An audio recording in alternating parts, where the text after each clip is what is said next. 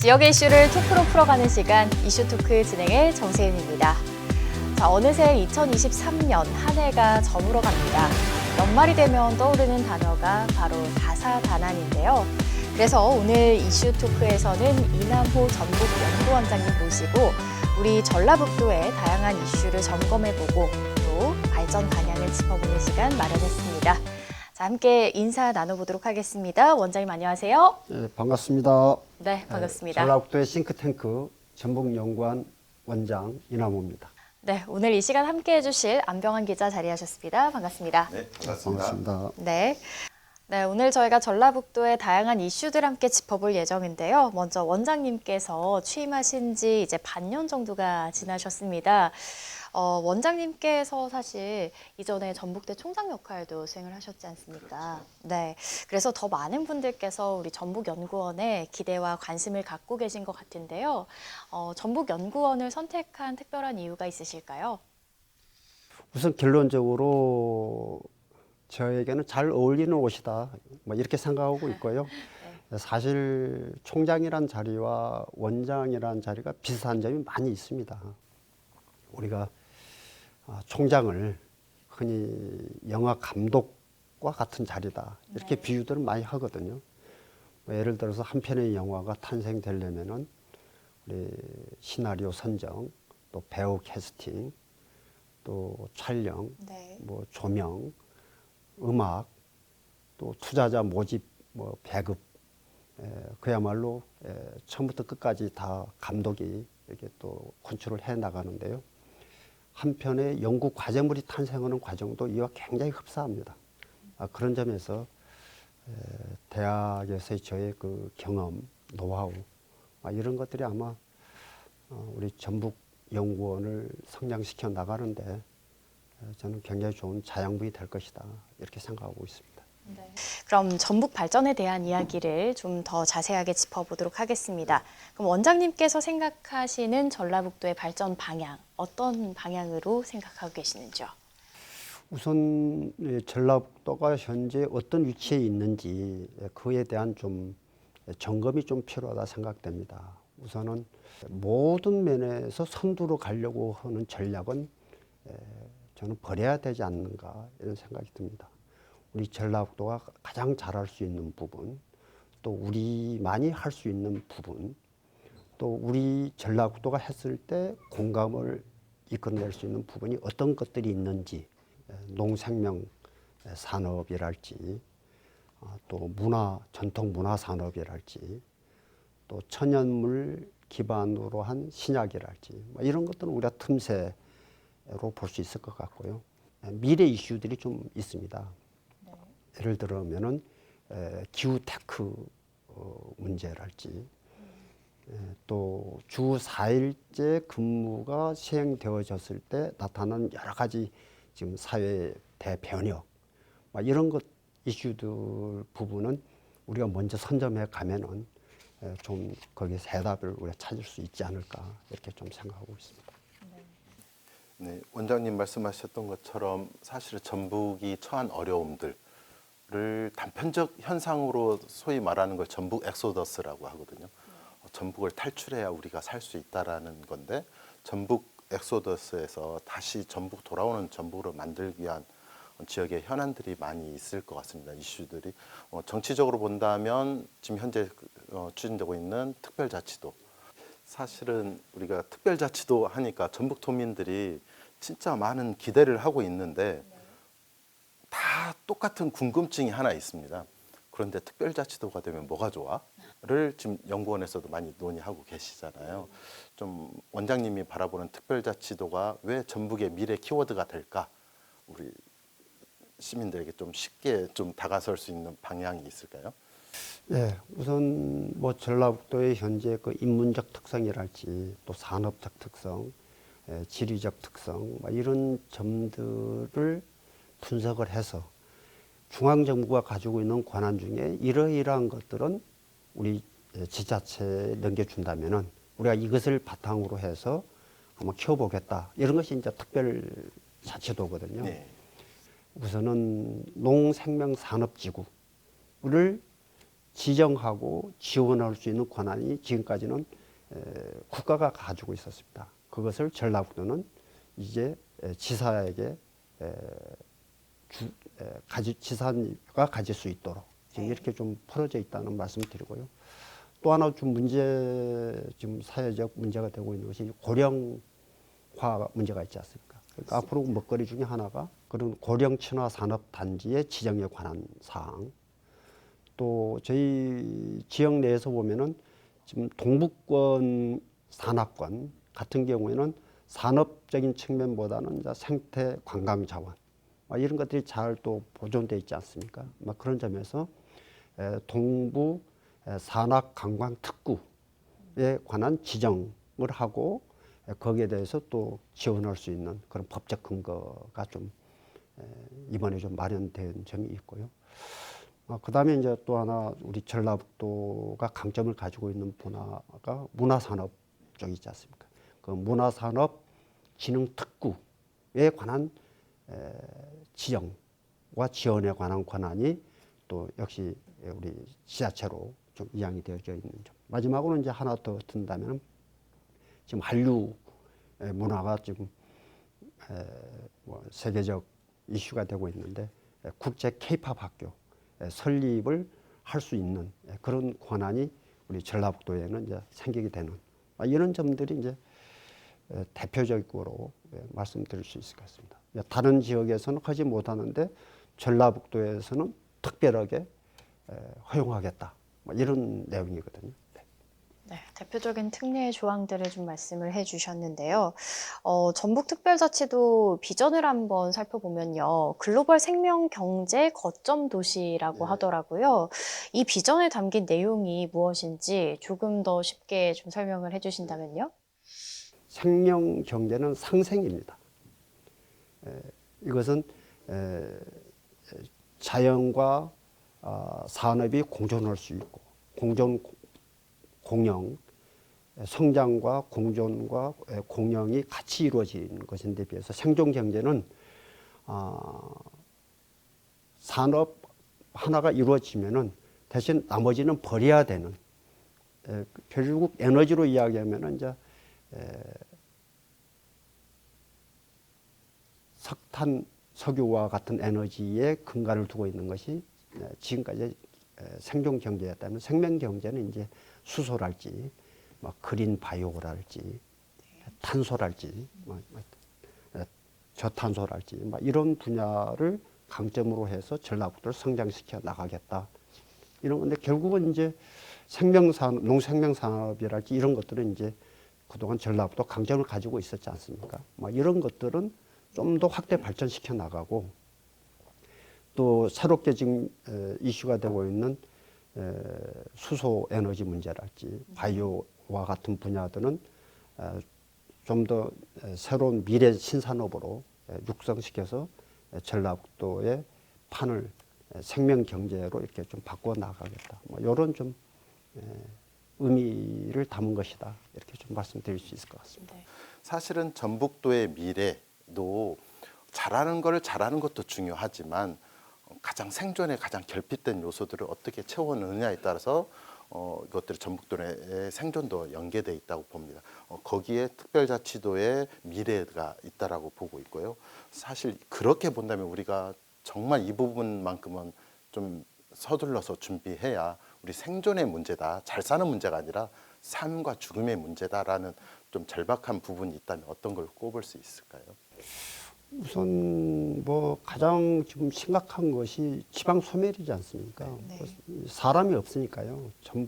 인구가 없고 또 특히 청년 인구들이 대거 1년에 지금 한 해에 8,000명 정도씩이 지금 수도권으로 유출이 되고 있지 않습니까? 복잡한 사회 문제와 다양한 문제들과 연결되어서 일어나는 문제들이기 때문에 저는 결국 도미노 문제잖아요. 그렇죠. 그러니까 그런데 우리는 지금 여러 모든 도미노들에 대해서 다 관심을 갖고 거기에서 지금 해법을 찾으려다 보니까 결국 그 효과가 크지 않다. 저는 제일 중요한 것은 첫 번째 도미노가 뭐냐. 그 첫 번째 도미노를 우리가 좀 더 솔직해져야 된다. 사실 좀 늦으면은 저는 공멸이다. 뭐 이런 생각이 듭니다. 그래서 그 첫 번째 도미노에 대한 우리가 좀 해법을 좀 긴 호흡을 가지고 이것을 좀 찾아가야 되지 않을까 이렇게 생각하고요. 그래서 우리 전북연구원에서도 우리 전라북도에서도 이 문제에 대해서 좀 심각성을 인식을 해서 전북연구원 안에 인구 청년 지원 연구센터 그 센터를 설치를 내년 1월 1일 날 출범을 합니다. 거기에 이제 이 부분만 전문으로 연구하는 연구 인력을 좀 배치를 하고 또 그것만 가지고는 부족하기 때문에 국내에 다양한 좀 그 네트워킹을 만들어서 좀 더 근본적인 해법을 제시해 가려고 하는데요. 대학과의 연결도 중요하고 지자체와 대학과의 연결 또 중소도시와 대도시와의 연합 성격의 도시 운영 방법 이런 등등의 방법 뭐 또 아까 말씀드린 외국인 활용 방안 뭐 이런 것들에 대해서 우리가 좀 과감한 결단이 좀 필요하다 이렇게 생각합니다. 네. 인구 절벽에 대해서 어떻게 접근해가면 좋을지 이야기를 좀 나눠봤는데요. 자, 그럼 이번에는 좀 새만금 쪽으로 또 넘어가면 좋을 것 같습니다. 사실 이 새만금 예산이 많이 축소되고 계획도 변경되었기 때문에 정부 발표로 인해서 이 기운이 좀 빠지고 있는 상황이지 않습니까? 원장님께서 생각하시는 새만금의 역할과 미래는 어떻게 보고 계시는지요? 지금 최근에 그 중앙 정부의 생각과는 달리 민간의 관심은 굉장히 좀 크다. 비근한 예로 지금 올 한 해 동안 지금 새만금의 투자 유치가 확정된 것이 지금 7조 8천억 정도 되거든요. 그러면 이게 지난 10년 동안 유치된 것이 1조 5천억입니다. 그런데 올 한 해 동안 지금 7천 8천억의 투자 유치가 확정된 것이니까요. 지금 어떻게 보면 새만금의 투자 유치 훈풍이 불어오고 있다. 이제 새만금은 전라북도의 문제가 아니고 우리 대한민국의 전 미래다. 그런 점에서 이것을 꼭 전라북도의 문제로 인식하려고 하는 중앙정부의 생각은 사실 좀 잘못된 것이 아닌가 이렇게 생각을 하고요. 뭐 앞으로 이제 그런 좀 것이 이루어진다면은 우리가 탄소 중립도시를 형태로 좀 새만금을 만들고 또 모빌리티 자율도시 또 기업하기 좋은 도시 또 살기 좋은 생태도시 이 네 가지 형태의 도시로 새만금을 지금 만들어 가겠다 이런 지금 계획을 좀 세워놓고 있습니다. 최근의 지역적 이슈로 본다면 새만금이 황금알을 낳는 거위로 점점 잘 크고 있는데 우리 내부에서 이 자꾸 거위를 잡아먹으려고 하는 움직임들이 좀 있어요. 사실은 이런 부분에 있어서는 우리 전라북도에서 지난 30년 동안 외치고 외쳤던 새만금이 드디어 빛을 보는 시기인데 좀 어떤 양보 또 다른 아니면 어떤 특별자치도 안에서의 이런 지역의 권역을 갖다 아우를 수 있는 정책들 이게 좀 필요하지 않을까라고 보이거든요. 그래서 이제 지금 전라북도에서 제시하는 안은 새만금 특별지방자치단체라고 하는 것이 있습니다. 현행 법으로도 가능한 행정 체계인데요. 현재 그 해당 지역이 되는 뭐 군산이랄지 김제랄지 부안 이 자치단체를 그대로 인정을 하는 겁니다. 거기에 시장, 시의원 다 인정을 하고 그 세 개를 합친 통합의 시장과 통합의회가 만들어지는 겁니다. 같이 해서. 일종의 유럽연합과 같은 그러죠. 그렇게 생각하시면 됩니다. 그렇게 하면은 중앙정부에서도 그 특별지방자치단체에 해당되는 교부금을 별도로 주겠다는 거거든요. 지금 중앙정부가 하고 싶어하는 정책입니다. 그런데 지금 이제 그 자치단체 간에 좀 아직 합의가 되지 않아서 시행은 되고 있지 않습니다만은 아마 뭐 이제 내년에 또 전라북도에서 좀 관심을 갖고 그런 해법을 좀 추진해 가지 않을까 이렇게 좀 생각하고 있습니다. 네, 소탐 대실이 되지 않도록 또 원만한 합의와 해법을 찾아가는 과정이 필요할 것 같습니다. 자, 그런가 하면 최근 이 MZ세대의 사회 진출이나 여가 문화의 수요 증가로 인해서 사회 트렌드가 정말 많이 변하고 있는 것 같습니다. 그래서 앞으로 다가올 사회적 변화를 좀 살펴보고 싶은데요. 이 중에 좀 가장 크게 다가올 변화 무엇이라고 생각하시는지요? 저는 주 4일 근무제 이것이 아마 세계적 이슈가 될 것이다. 지금 현재 주 5일 근무제지 않습니까? 네. 5도 2촌이라고 그러잖아요. 5일은 도시에서 이틀은 촌에서. 네.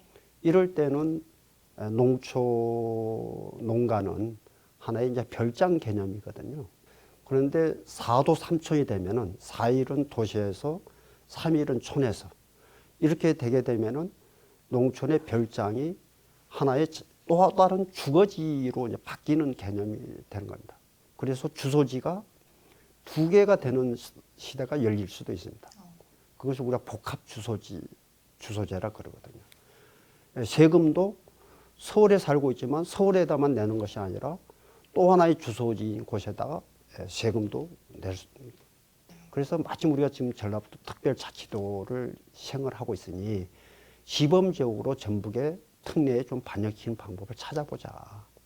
왜냐하면 이걸 전국적으로 일시에 해결하기는 중앙정부도 부담이 크지 않습니까? 혹 여러 가지 부작용이 나타날 수도 있으니까. 이게 특별자치도라는 것은 테스트 배도로 우리 전라북도를 활용해 달라는 거거든요. 우리 전북이 지금 이런 장점을 가지고 있으니 자, 시범적으로 우리 전북을 한번 해보자. 그렇게 되면은 워케이션에 또 일어날 수밖에 없습니다. 네. 또 결혼식도 농촌에서는 작은 결혼식이라고 하는 그런 좀 선진국에서 많이 이루어지고 있지 않습니까? 그런 또 문화가 만들어지는 것도 굉장히 자동차의 문화도 기호도 또 달라집니다. 3일을 자동차를 가지고 살아야 된다면 지금 자동차가 출퇴근용이었다면 네. 이제 그러지 않은 쪽으로 또 바뀌는 상황도 발생할 수가 있는 거거든요. 다만 전라북도가 현재 상황에서는 부족한 것이 대규모 고급 휴양시설이랄지 이런 것들이 타 지역에서 좀 부족하다. 또 전라북도로 지금 왔던 사람들이 제주도나 외국으로 갈 수도 있지 않겠습니까? 그렇죠. 예를 들어서. 그런 또 지금 부정적인 요소도 있는 것은 사실이거든요. 그래서 이런 것들을 미리 우리가 대비하는 것이 필요하다. 이렇게 좀 생각합니다. 자, 오늘 이 전라북도의 다양한 이슈들을 점검하고 또 발전 방향을 짚어보는 시간 마련을 했는데요.